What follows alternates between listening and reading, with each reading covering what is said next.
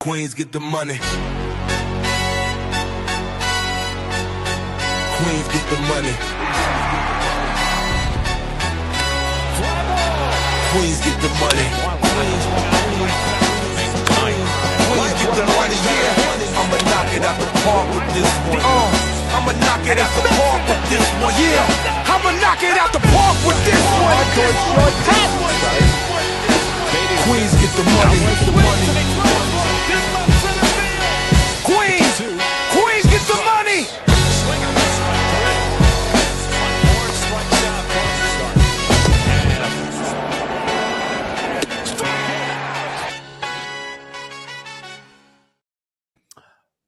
Welcome to Queens Get the Money. My name is Barry Grant Jr. My partner in crime is here. Silent Assassin, what's up? Nothing much. What's going on with you? I'm all right. You know, my neck hurts. Okay. My neck hurts because why? I think that I'm somebody your age, young, spry. So I went to the bar last night to go watch the Knicks game, right? The epic comeback, right? I was telling everybody, I said, yo, if the Knicks can be able to get this to 15, they got a shot, right? And everybody's looking at me like, yeah, all right, cool. They get it to 15 and start rolling after that. And then OG Anunoby gets that tap. They're calling it the hand of God. The hand of God tipping goes crazy. And the bar is going insane, right? Bar is going insane. Great vibes. And I'm in there in the mosh pit jumping around. When I come home, I'm like, yo, what is happening? Like I couldn't turn the whole right side of my body. I was just like, what is happening? But reality sets in. I'm 41. Yeah. You just wake up with pain. Just, you know, Can't move anymore. Yeah, it's just the way it goes. You know, I used to run down my steps and like jump from the last 3 steps to the floor. Oh no, I don't do that anymore. I don't do that anymore. I take all the steps. Yeah. I take all the steps now and make sure that if I'm gonna jump off of something, it's the last step where I'm only jumping like 3 inches off the ground. You gotta make changes to your life when you get old. So, you know, you're not there yet. It's fine. It's fine. But, no, it was good. It was good.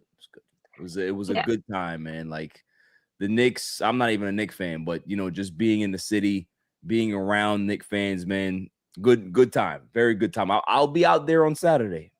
I will. Okay. I have a feeling that they're gonna clinch and madness will happen. I gotta get content. I have to. Okay, I have to get content and I have to support my friends. I'm there for support. Okay, moral support.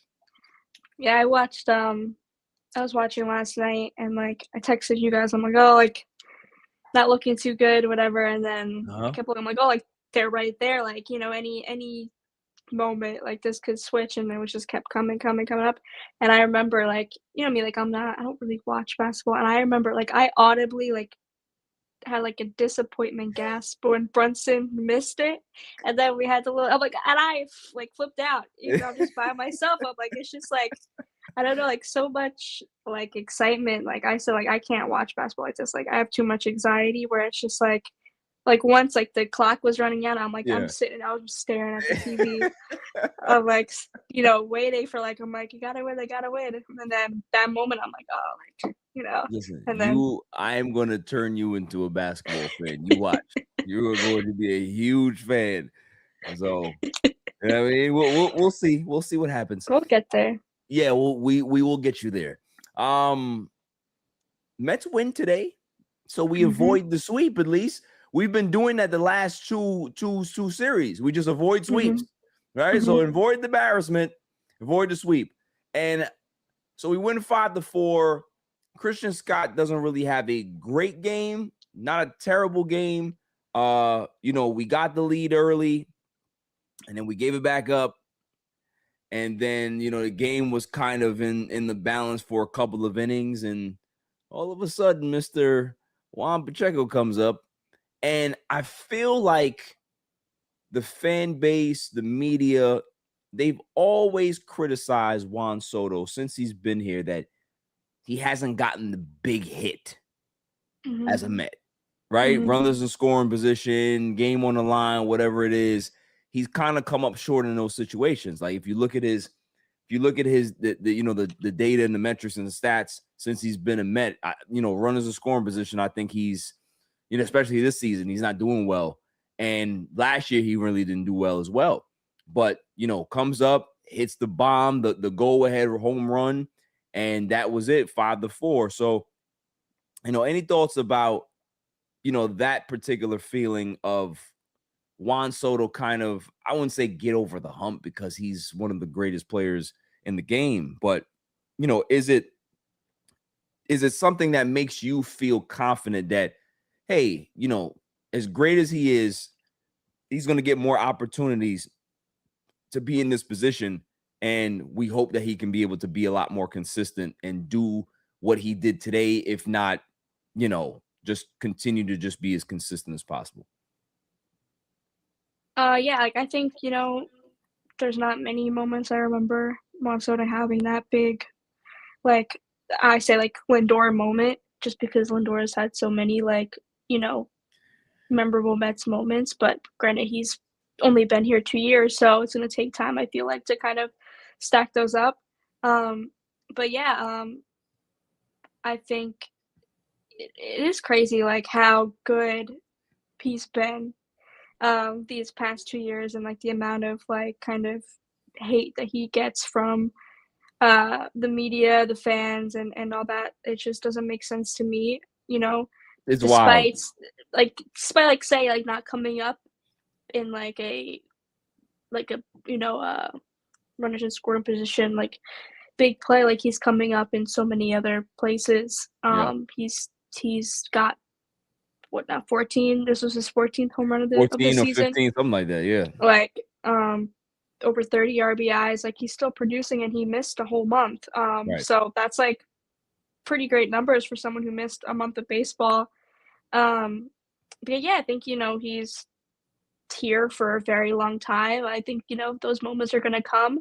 I also think too, like, where I don't know if he feels like sometimes he has to do too much maybe, and he's just swinging for that home run ball, and it's just getting, that's not the right way to do it. Yeah. When you're looking for a home run, you're not going to get a home run. Especially like if you notice, like, especially when runners are in scoring position, he tends to swing at the first pitch a lot instead of being him and just kind of working the count. I mean, you trust him because his eye is so good in regards to his discipline to play, but you would like to see a little bit more, plate IQ and just kind of work the count as much as possible, right? Those are my little tidbits with him, but Armand said it best. He said he's hated because he signed with the Mets. Yeah, I mean, there's an agenda there. Obviously, like, you got Met fans out there that all I see is people posting the videos of him not running out for the ground out. I'm just like, is this what you get caught up with? Is this what you're obsessed with? Like, this dude was almost 40-40 last season. You had people still complaining about shit. Like, what do you want the guy to do? You want him to be the first 70-70 guy? Like, it's nothing he will ever achieve in a Met uniform will be good enough for the entire base. Somebody's going to say something, right? Like we got Lindor being hated on, and the guy is just one of the best shortstops in baseball. And it's just like, if you didn't have this guy, the Met fans would be complaining, why don't we have good guys? Why don't we have any superstar players? Nobody wants to come here. But then when they do come here, you treat them like shit. So this is why, like, there's a portion of this fan base that just annoys me. They annoy me, and they're worse than Yankee fans, honestly. So, I don't engage with them because it's just toxic bullshit. But good to see him hit that home run. I was very, very excited. Bo Bichette got into the festivities as well. He hit one. Jared Young, listen. May have to take back what I said about Jared Young. May have to take it back. He might just be. We thought that we had diamonds in the rough with other people. I think Jared Young might be the diamond in the rough. Honestly, like this kid has power and he's playing pretty decent, man. And on top of that, he's playing good enough to keep Mark Vientos on the bench. That's what I like. Like, just keep him there. Yeah, 100%. That has to be, our starting first baseman for probably the whole season. Like, we'll see. But as at this point, he needs to be in the lineup every day. He's only had a few games, and it seems like he hits a home run almost every game. He has 4 home runs already. I think he's batting almost around 300. He's batting around 300. And every time I at least see him come up, he's getting a hit of some sorts or getting on base. And yeah, I he's doing very well since his comeback from the injured list, and kind of excited to see him. I don't know, I've kind of become a Mark Vientos hater, for the last couple games. You. Yeah. So excited to see more of Jared Young for the time being, at least. So listen, once Silent Assassin turns on you, it's bad. It's bad. You give so many people chances, and you always tend to land the plane softly. You know what I mean? And when you turn your back, I love it. I love this side. Join the dark side over here, okay? Join the dark side over here. But seriously, I mean, it's to have a guy that can be able to give you a spark in that lineup. We're looking at the usual suspects, right? We're always saying, oh, well, this guy's not producing. This guy's not producing. Well, listen, Jared Young is producing. So let's go ahead and focus on those guys. Jared Young, AJ Ewing, Carson Bench continues his hit parade, right? So, it's good to see that there's signs of hope. There's flashes. But then we get games like yesterday, right? We get games like game 1 with Peralta. Like, is there a big concern now that Freddie Peralta might just not be what we need on this team going forward? I look at this year as a wash. I'm talking about off season because he wants the max free deal. Can we honestly feel comfortable giving him that contract, knowing that he can't do more than 5 innings?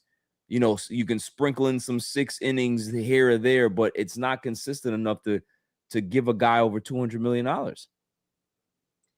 mean, if that's what he wants and he's not kind of budging on it, I think it's time to kind of close the door. If when that moment comes and those are the numbers he's asking for and those are the years he's asking for, I don't think he can be a number one with those, especially those innings. The Mets, I feel like, have always kind of been, starting pitching, like they rely on that. Every good year, like we've seen, look at the starting pitching, and they've always been really dominant. So I think come off season, if he's wanting that, I think, it's safe to walk away, and I don't think the Mets fans would be mad at that. But how low can you get him for, and how many years can you get him for if he's pushing for that 8-year, over $200 million deal? I mean, that's pretty ridiculous. I said the other day, like, that's kind of delusional to think that.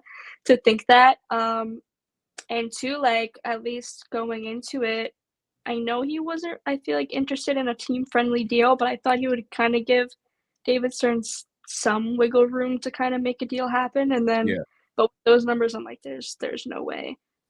So I think kind of full-blown into Tarek Skubal next year is okay. And, if they can get Freddie for a cheaper number and have him as a 2 or 3, like, I'm cool with that too. But for him if we were to give all that money just to Freddie Peralta, I don't think we're in really that great of hands. Yeah, I agree. I just think that, they definitely should consider trading him due to the fact that you can be able to get something for him. Obviously, pitching is always going to be at a premium. Somebody's going to be able to give up a top 100 prospect for him. if any, right? You can be able to get something. And then if you want him back in free agency, you can be able to re-sign him back, kind of like what the Yankees did with Aroldis Chapman, right? Like that is something that you can really be able to do. So why wouldn't we do it? Just because you have the ability to be able to re-sign him in the offseason if you really do want him, because there's not many teams that have the pockets that we have. So we can be able to go get a top 100 prospect and still be able to go sign the pitcher that we want. You already know my line. Give me both for give me both for and the other and Peralta comes at a discount. But Scooble, you get what you want. Give me both for. You know what I mean? Yeah. Like that's how I look at it. Like I just think that they should trade him, because that's just, he has good stuff, but man, does he get barreled hard. For a guy that has that good of stuff, for him to get barreled that hard and that consistently, it concerns me. It really does. It really does. Especially a guy that's, he's approaching 30. That's just something that I'm not too comfortable with, honestly. Yeah, 30 plus he wants 8 years. Like that's not gonna end well. So also too, like I did see that rumors that if he were to be traded, he would be interested to come back. So we'll see. Hello, everybody. I'm sorry I'm late. What a degenerate. Okay? Oh, come on. I already feel bad enough. Unbelievable. Welcome to the party, guy. All right. We were doing just fine without you. I didn't want to barge in. Nah, man, what's going on? Nothing. Just solving some computer problems that I don't really know how to solve. Yeah. I'm just figuring it out. I have a remedy for you. If you have a sledgehammer, just do that. Oh yeah, if I could, I would. Just like Office Space, just take it outside and just kick it around. Yeah, honestly, if I could, I would.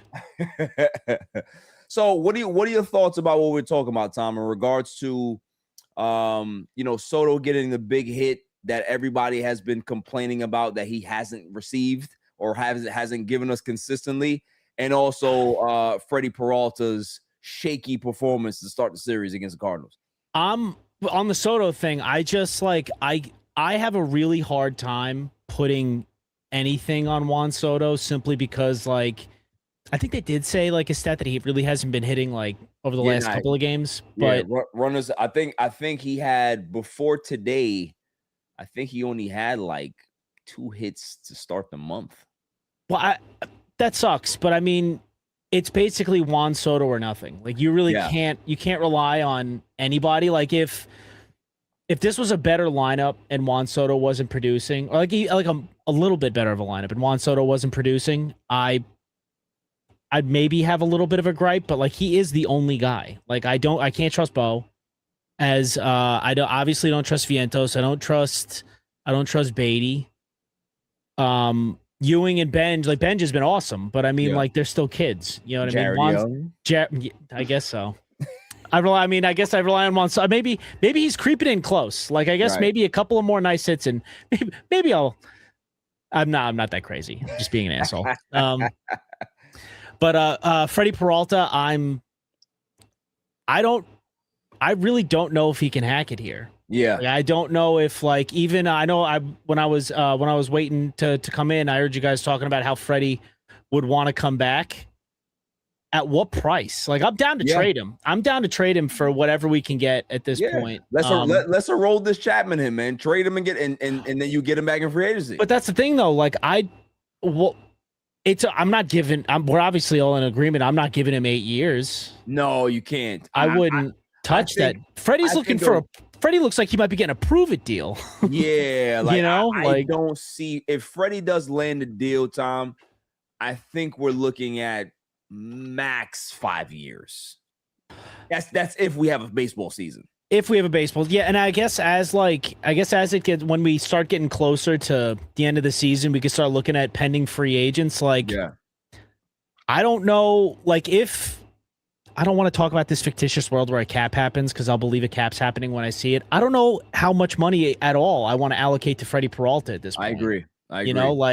Why like he hasn't given me enough of a reason to say, yeah, let's bring that guy back. He's going to help our pitching issues. And also too, not now. Also too, like, you know, I was talking to Nicole about it. Like, he gets barreled hard. Yeah. Like, for a guy that, you know, just like Armand said, your free agency is thin. Yeah. You know, he gets barreled hard for a guy that has really good stuff. That concerns me, right? Yeah. That concerns me because it's either he's not getting enough movement on the pitches, or, you know, the grip is bad. I don't know what it is, but it's just not hitting this year, man. And that concerns me because Stearns is a guy that he'll tell you, oh yeah, you know, the numbers are gonna go ahead and pan out. And then he'll tell you that sign a guy, and then the guy will completely erode. So I am not really into that. If we are gonna sign him, it definitely has to be what Nicole was saying.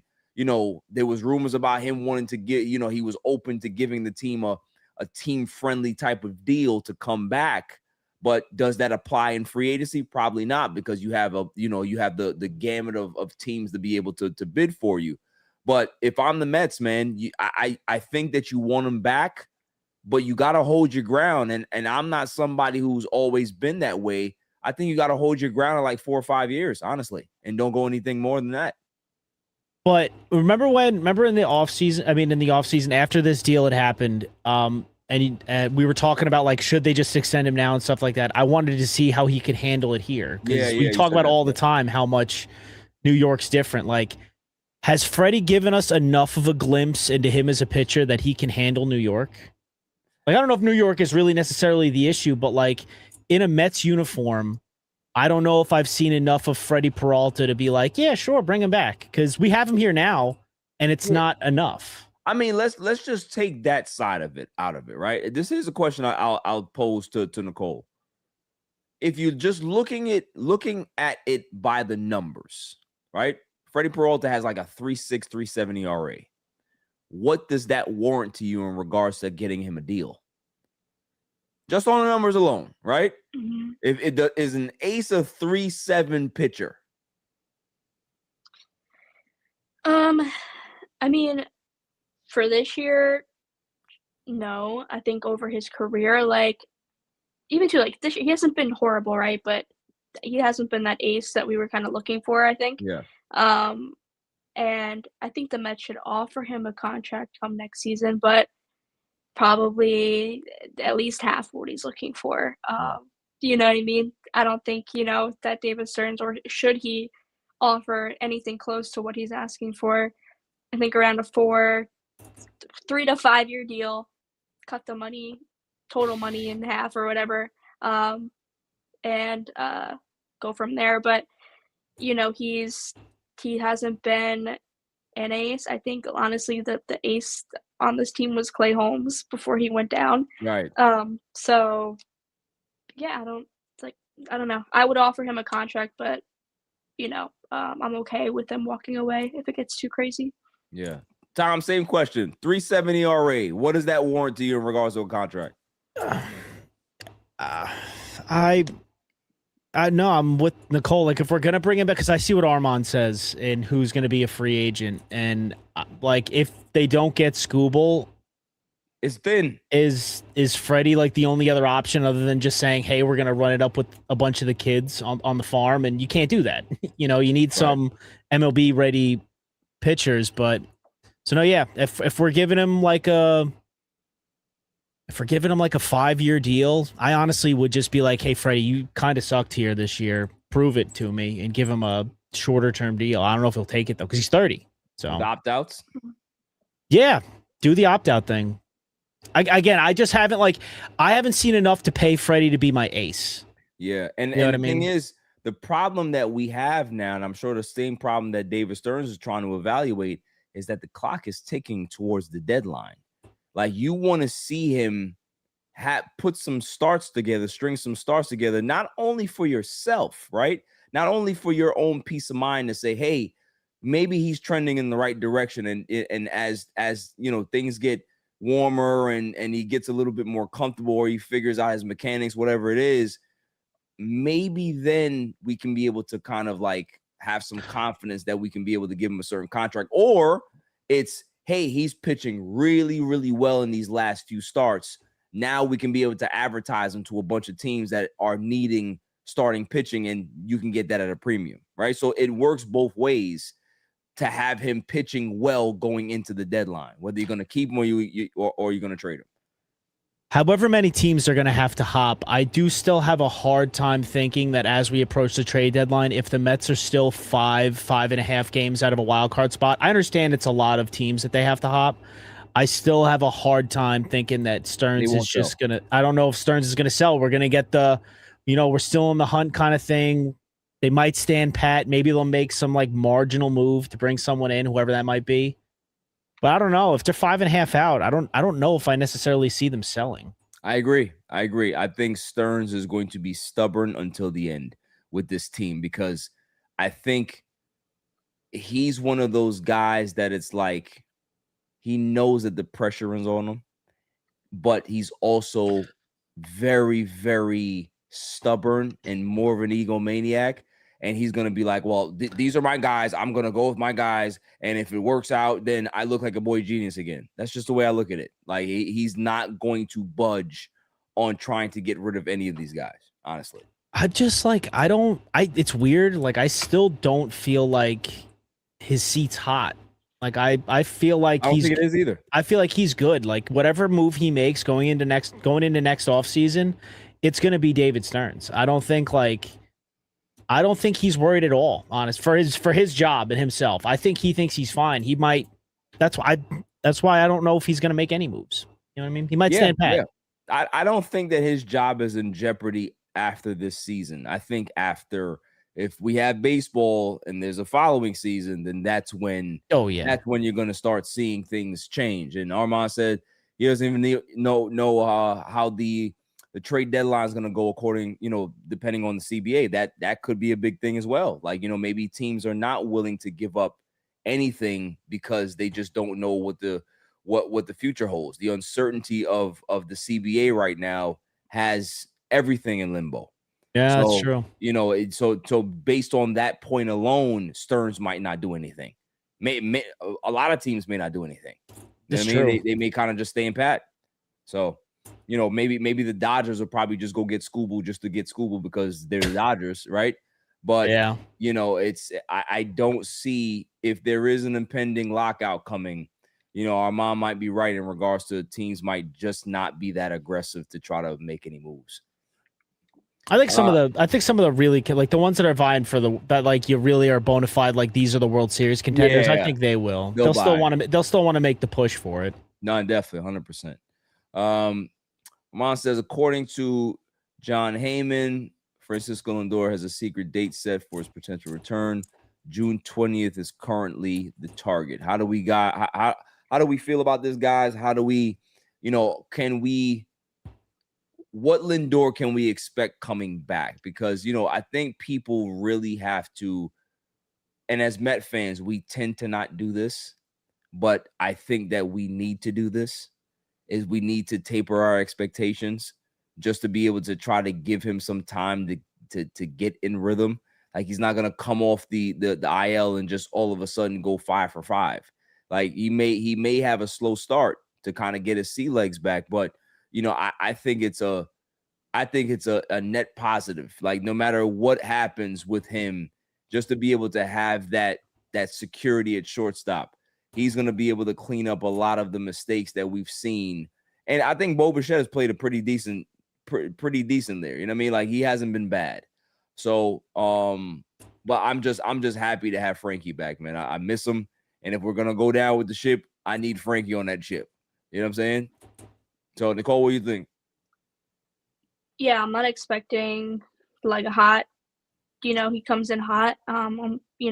Give him some time to kind of come back, because even with his initial injury with the hamate bone, there was some slow start expected with that, to kind of bring back like the power and whatnot in the swing, and then going down with the strain, like those are two, injuries that kind of take time to get back up to speed.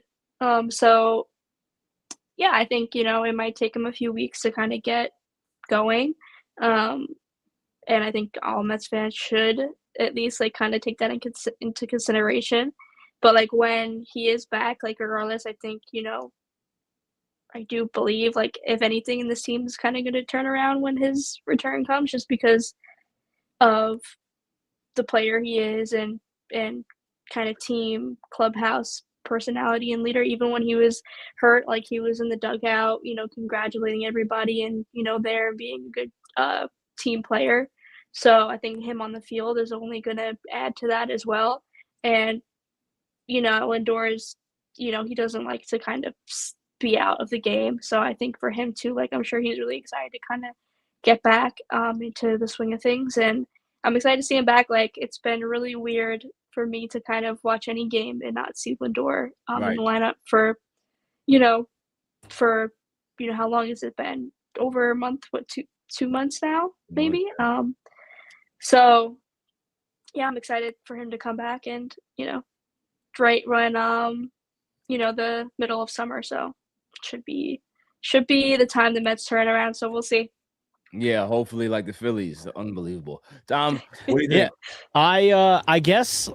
Yeah, I mean, we do got to temper our expectations, but I think it was it David Wright's? I don't know if it was his final season. I don't know if it was his final season, but it was when he came back against the Phillies in Citizens Bank Park after the initial like back injury, hit a home run. So like, guys coming off of injuries, I can always kind of have some rose-colored glasses and think some good's going to happen.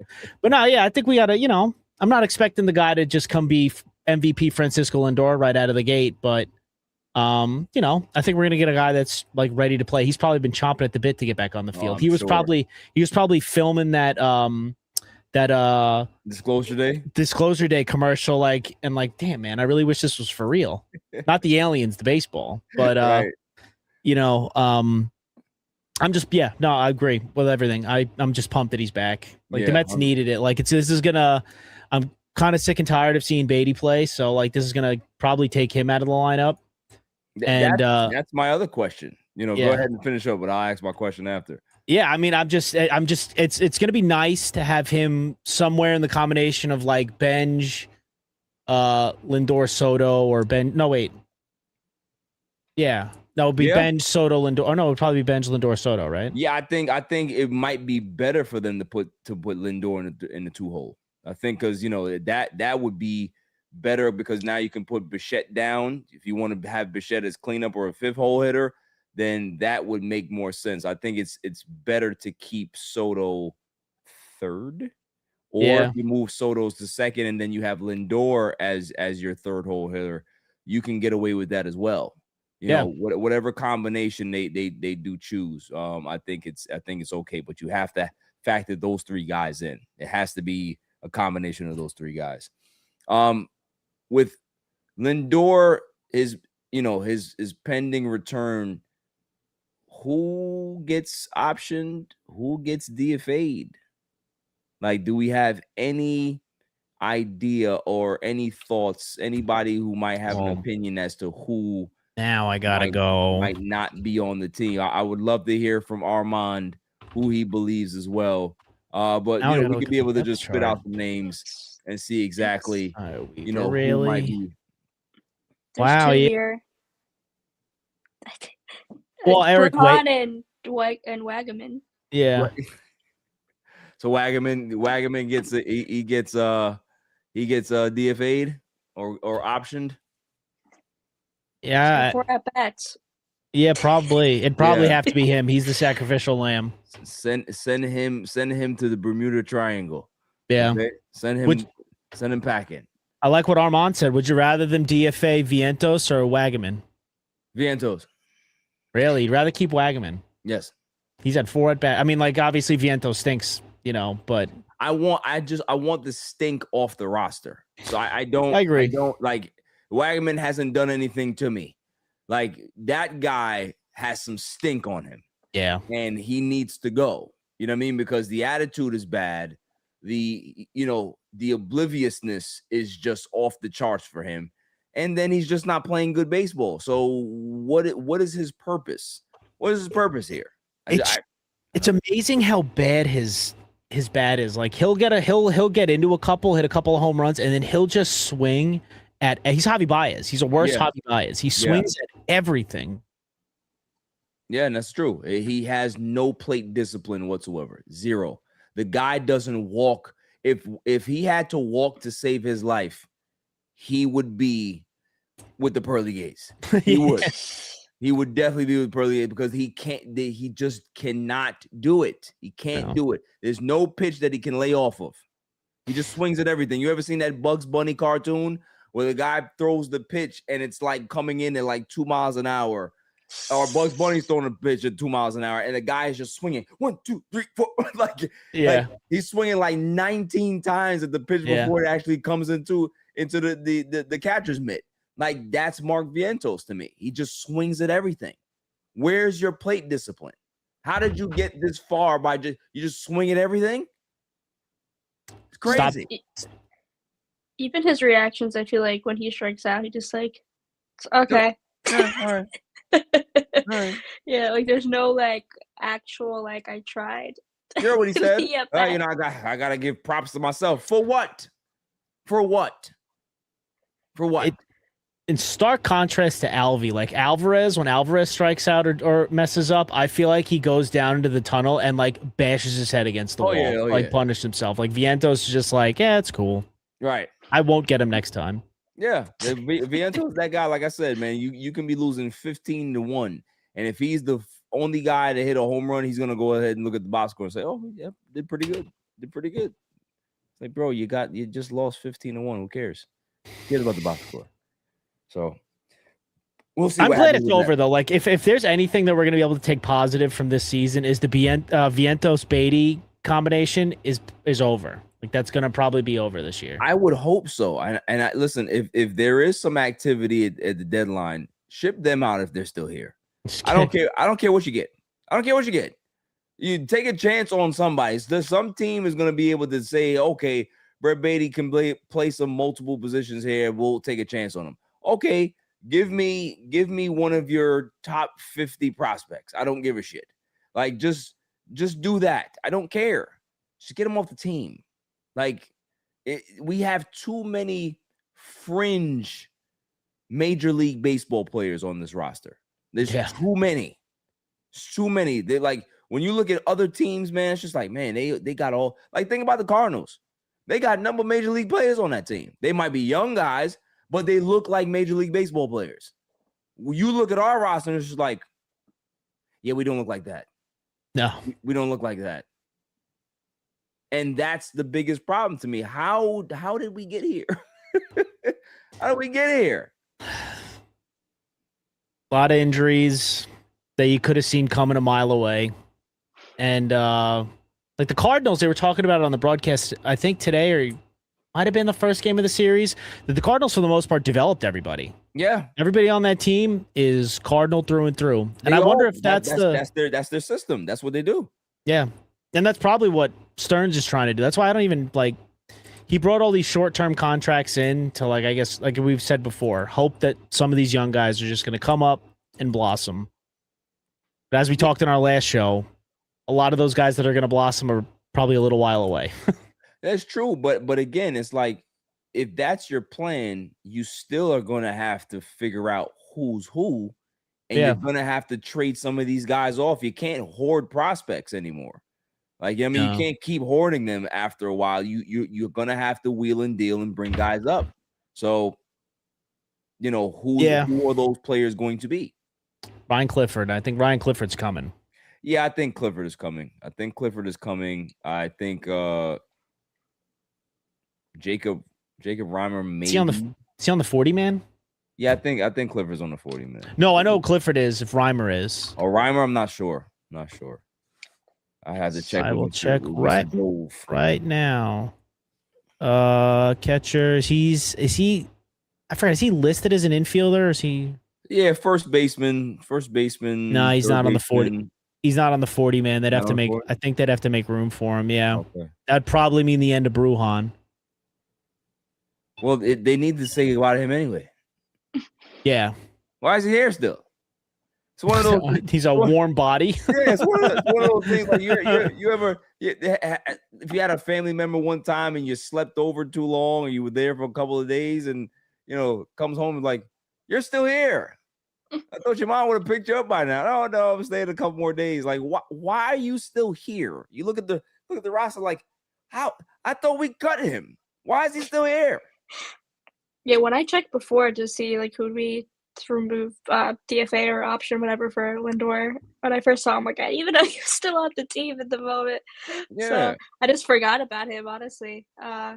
So unbelievable. Unbelievable. Okay, let's go ahead and preview the Braves series. Do we have a shot? Because listen, I'm gonna throw some shade now. I remember to start the season, somebody over there was like, oh, I'm not gonna give the Braves all of this credit. I'm not going to give the Braves all this credit because their starting pitching staff don't look better than ours.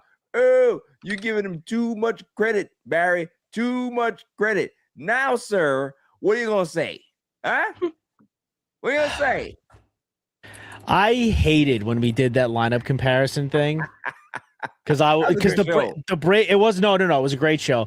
The Braves was the one that I had the sour taste in my mouth because it was like throwing shade. We were, but it was like that was the only team in the division that we were like, oh man, okay, this team might end up actually being better. Remember when we did the actual comparison? I can't be shocked. It's the Braves. The Braves always make our lives miserable. I'm hoping they get at least one. Get one. But I mean, maybe we catch him on an off night. Spencer Strider kind of sort of hasn't looked the same. He's got like a 4 ERA. And I don't know against not us though. Against not us though. Yeah, that's true. I'm looking. The Mets had one of the best records. If they didn't have a terrible April, the Mets wouldn't be bad. They had like one of the best records in May in the National League last year. I mean, this year, not this year. I'm sorry, last month is what I meant to say. Yeah. So, I don't know. Positive thinking. Maybe we'll catch the Braves napping. I don't think we get a game, honestly. In my past, with looking at ESPN predictions, like when I need to make a fantasy decision, they're pretty accurate, and they have the Mets winning the series. So do they really? Yeah, the only game projected to lose is the second game where it's Martin Perez versus Sean Manaea. So what is a pitching matchup, Silent Saza? Give us a pitching matchup. First game is Strider versus McLean. Okay. Perez versus Manaea. Second game, and third game is Elder versus Peralta. Okay. I mean, we have what we want lined up there, right? So if you're thinking about the bookend wins, if you think about McLean gets the first one and then Peralta gets the last one, then we bookend the series wins, and Manaea probably takes the loss, right? So that's how I'm seeing it. It's set up that way, but let's see how it plays out, man. I think if the Mets come out winning that series against the Braves, I think they can feel good. Yeah. Heading into next week to see, what can be able to happen. But, things got to change, man. We really have to start stringing together some series victories, man. We've been winning, the last game of the leg, and like, okay, cool. But like, we need to really start putting some wins together, man. And the starting pitching just hasn't been there. And the biggest frustration thing for me is that can we just stop with this piggyback shit? Like, I think it might be over. Like, that experiment is done. It just needs to end. If you can't start a game, you should not be here. Agreed. Period. Yeah, I just don't know. I'm sorry, Nicole. Nicole. No, I was just saying, like, how many starting pitchers they have, and then they can't even start a game. That's all I was gonna say. So, what kind of stupidness is that? But do they have enough? Like, I don't know if they have enough starters that we can even rely on. I guess it's kind of McLean, even though he's had a few hiccups. Like, you really only have some kind of faith in in Freddie and McLean at this point. Everybody else is kind of a big question mark, you know. And then if you start if you get rid, like if you just get rid of Peterson, if you just get rid of Senga, I mean he's not back yet, but if you just get rid of Minaya, it's like just all bullpen games. You know what I mean? Are we gonna? Oh well, Christian Scott. Okay, I'm sorry, Christian Scott. I feel like has looked. Yeah, outside of today, he struggled a little bit today, but he hasn't looked bad. He's given me some. Yeah, he's given me some hope that he could be a good like 3. Yeah, you know, but do you want to just call up Thornton and Tong or I think that oh my God, we talked about him last week. They gave Thornton that one start, and with young pitchers, man, you gotta give him a little bit more than that. You can't just give him one start and keep jerking him back from the minors to and optioning him, and like give him another start at least to see exactly what he has, rather than get one out of him and then he disappears again. I just don't understand what value that brings to you. If you like, you set the record last year of how many pitchers were used in a single season. Like he looks like he's on pace to do the same shit again. Yeah. You know what I mean? It's like, this is not a sustainable model. It just isn't. If you got young pitchers, then just throw them out there and see what the fuck is going to happen. Stop jerking them around. Yeah. No, I guess so. I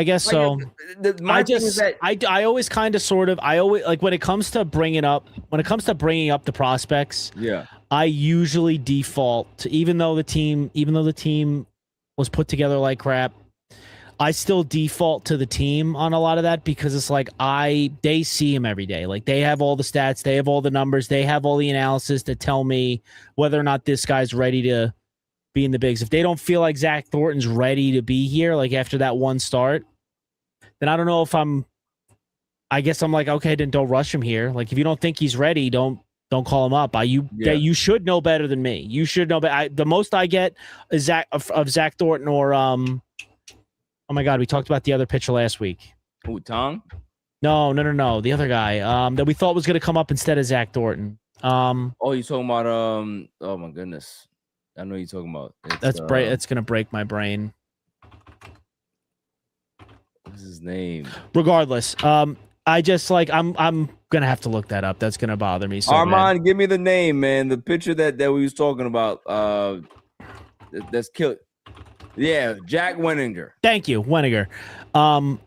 If they don't think they're ready yet to make the jump, okay, you know. But that's why, like, I don't think we're gonna see the end of Peterson or the end of Senga, because if they thought those guys were ready, maybe they'd get more shots. Because we're seeing too many bullpen games.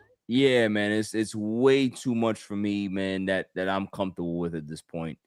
And you know, you could be right. Just maybe they don't trust them enough to be able to have multiple starts, but you got to do something else. I can't see Minaya. I mean, although Minaya has looked better, especially to start games or whatever it is, but with that velo being where it is, man, you're only going to be able to see a lineup twice maybe before they start knocking you around and kicking you out the game.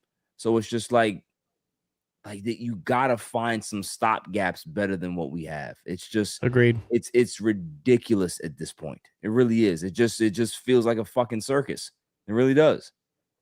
You know, it's disheartening because like every once, like, because I always like the April sucked, but then I always look at my phone and I look at the standings. I'm like, all right, they're 5.5 out.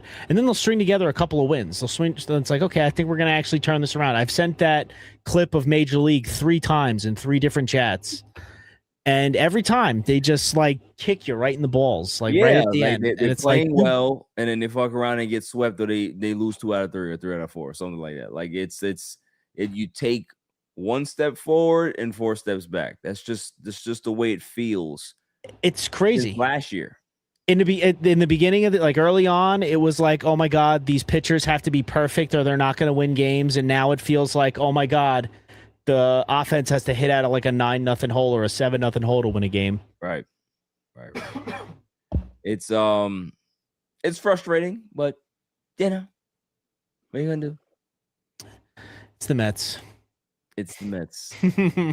How was your experience yesterday, Tom, watching the Knicks game? Boo, man. So I talked about it on my sports segment at GHR. I went to my buddy works at a diner, and they have a bar, like a full bar. So me and another friend went and just kept him company just to watch the Knicks. And I think at halftime, I looked at my other buddy and I was like, dude, I gotta go home. I don't want to be here anymore. So I went home. I did my normal superstition thing, and I was looking at the score, and my buddy Nick was sitting next to me. I'm like, dude, I think I fucked up the mojo that they're losing, and I'm not home right now. So they fell down like 20. I think it was 27 at the half. And I was like, dude, we're getting out of here. I grabbed my stuff, went home, and as I'm driving home, I like hear them start like chipping away. Yeah. As I'm parking my car in front of the house, I ran upstairs, and I was just sitting there like sitting at my computer, just like working on stuff and looking up like, oh my God, it's a 15-point game. Right. And then it got to single digits, and I didn't get to sleep until like 3:30 in the morning. I could not. I was like after the game, I was like pacing around my room. I'm like, oh my God, I can't believe because I every time I feel like it's with like everybody that we root for. I feel like anytime you hear the announcers bring up history, like this would be history if this happened, if this comeback happened. Yeah. 9 times out of 10, that doesn't happen. Like 9 times out of 10, when I hear my team is there to make history, if they did something positive, they're not going to do it. For that to actually happen is fucking insane to me. Yeah. Where do you put that win amongst New York sports greats of all time? If they come back, this actually kind of just came to me. If they win this series, I feel like you could. It wasn't the same situation, but it kind of feels like the Buckner play. I've been telling people, I said it yesterday. I think, this is just my personal opinion, that was the greatest moment in New York sports history to me. I'm a tad bit biased, and maybe it's because I'm letting nostalgia hit me a little bit. The David Tyree play was insane. That was too, yeah. Like, and I think that's why, like, my opinion of all of that might change if the Knicks win. Like, if they close it out, finish it out, and that's going to be on posters. That's going to be on T-shirts. That's like one of, if not like the biggest moment that Madison Square Garden's like seen. You know what I mean? Listen, the last big moment like that was a 4-point play, LJ. Yeah. I honestly can't believe it. Like, I still in my head see nobody guarding OG Anunoby and just watch him, like, just the Red Sea parts. He just goes right in, tips in that missed three. And I was like, team of destiny. Like, that doesn't. Yeah. Me and Silent Assassin we're going to dissect it tomorrow. Cause I got plenty of people I have to kick down and make fun of them. And berate them and ridicule them on all even. So can't wait. Do we have anything else to add on this show? You know, we're excited for Lindor. We're excited for Soto that he actually got a big hit. We're excited for Christian Scott for having an uneven performance, but kid battled.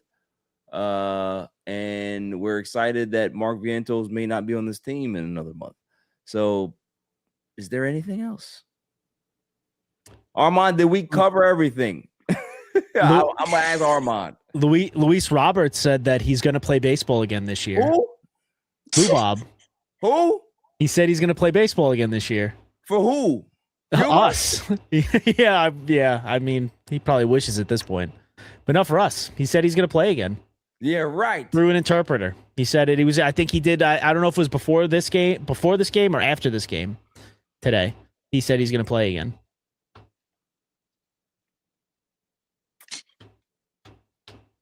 Did you talk about Polanco back up in New York for imaging?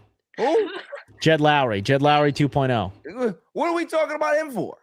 What are we talking about? Because he was supposed to be coming back, and then he was doing rehab, and then he gets sent back up here for imaging. Listen, here's the thing about him, right? Until he can be able to string together some games, he doesn't exist to me. I agree. Well, he's Yeah, no, I agree. He's just like a figment of our imagination. Did it happen? Did he actually sign here? Have you seen him? We don't know what it is. It's like a unicorn. Have you seen it? No. He'll be one of those like ironic Mets jerseys that you see just randomly scattered throughout the stadium. He will be a trivia question at the bottom of the third inning. That's what he will be. Yeah. That's what he'll be. Do you guys have 15 years from now? Who did the Mets sign in the offseason that played 3 games for them?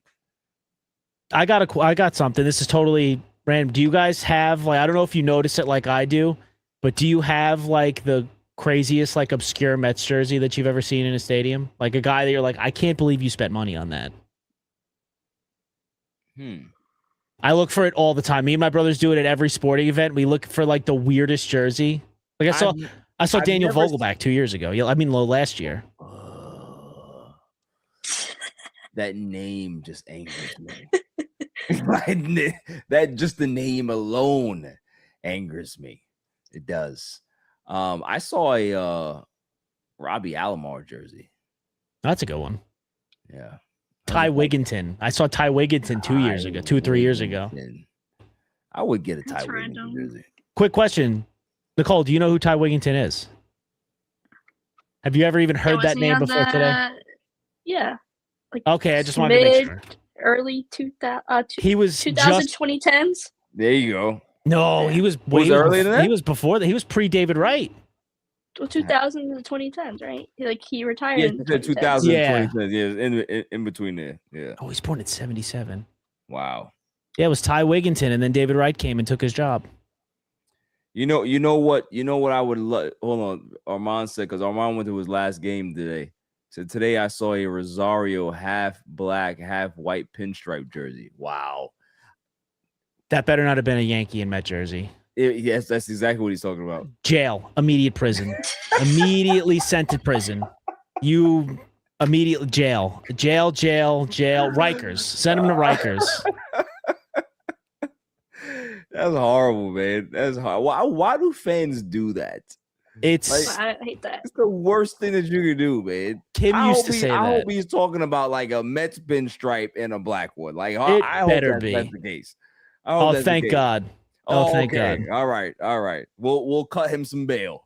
Because that is you might need to have your access to money taken away from you if you're buying an Ahmed Rosario Met Yankee jersey. Yeah, that is like the definition of having disposable income and you just don't know what to do with yourself. Exactly. You went out of your way to make this. Yeah. You had 2 jerseys and you had them sew it together. So I don't know what seamstress they should have charged you triple for that. Yeah, they should have. You know what I mean? That's crazy. That'd been crazy. Yeah, Armand should have definitely taken a picture, and you should have ridiculed him as well. Of all the jerseys to do this to, sir, why would you ruin 2 jerseys? Why would you do that? Ahmed Rosario. You know what jersey I may go ahead and buy just to be a jerk? Jared Young? No. Because this guy used to torment me as a kid, and I couldn't stand him. Turk Wendell. Oh, with the freaking shark teeth necklace. I couldn't stand Turk Wendell. I saw him at the Old Timers Day. Or something. That's where he belongs. Don't come anywhere near the field. I'm done with him. I remember he walked the planet and walked the Braves into a division, into a playoff victory. Series is over. I'll never forget it. Turk Wendell. But Steve Traxel, the human rain delay. Oh my God, Steve Traxel. That's another weird jersey I've seen. I've seen Steve Traxel walking around. I'm telling you, it's such a fun game. Go to a Met game and just look for the weird jerseys, the weird names. Doing that now. We do it all the time. Start doing that now. Start taking pictures. That's a pretty good game. I like that. Armand says I should buy a Oh no, please no! Don't do that, Armand. You're too cool to do that. Please don't do that. Please don't do that. We like you too much to hate you. Okay, we like you too much. Armando Benitez. Listen. Normally, I'll do my mission to Mars. I do not have one this week, and the reason why is because I'm giving them bail. I am going to wait until next week. I'm going to be watching very closely who is not doing what they're supposed to do, because I haven't had a gang mission to Mars yet. Next week will be the first gang mission to Mars. It's not going to be just one person there. There's going to be an Armageddon, going to the moon, Bruce Willis style. There's going to be a whole bunch of other people there too. So that's what I'm going to do. I'm going to do my research. So hopefully they play well where nobody has to be there. But that's what's going on next week. Any final words, team?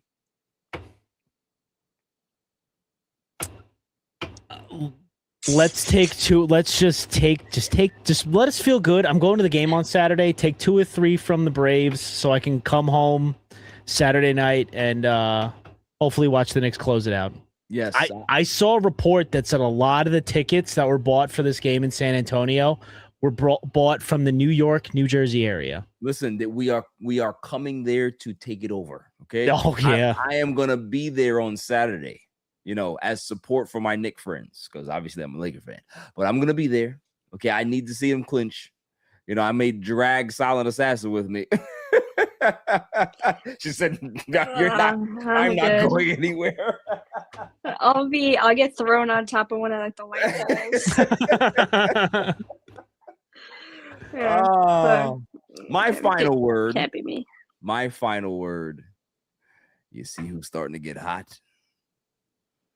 We have El Nino watch. Okay, Fernando Tatis starting to put it together. You see the man had a walk-off home run the other day. That's what I'm talking about. Keep doing your thing, Tatis. Keep doing your thing. I'll be watching, because at the end of the day, I can be able to imagine and picture you in a Met jersey, and that's what's gonna happen. Okay, I'm gonna wish it into existence. It's going to happen. Tatis is gonna ask out of San Diego, and he's gonna go to the Mets. That's what's gonna happen. We're gonna have Soto. We're gonna have Tatis, Benj, Ewing, Lindor. What else I need? I don't need anything else. Anything else? Was Soto DHing then? I don't care. Okay, you put him. You put Soto at first. That's what he can play first, right? Do whatever you gotta do, but just get Tatis here. That's all I care about. No salary cap then. Yeah, no. There's never gonna be a salary cap in baseball. They can forget about that. Forget about that. And if you're gonna set the salary cap, put it at $600 million. How about that? You want a salary cap, then put it at $600 million. You know what I mean? So agreed. Until next week, stay safe, stay cool. Peace.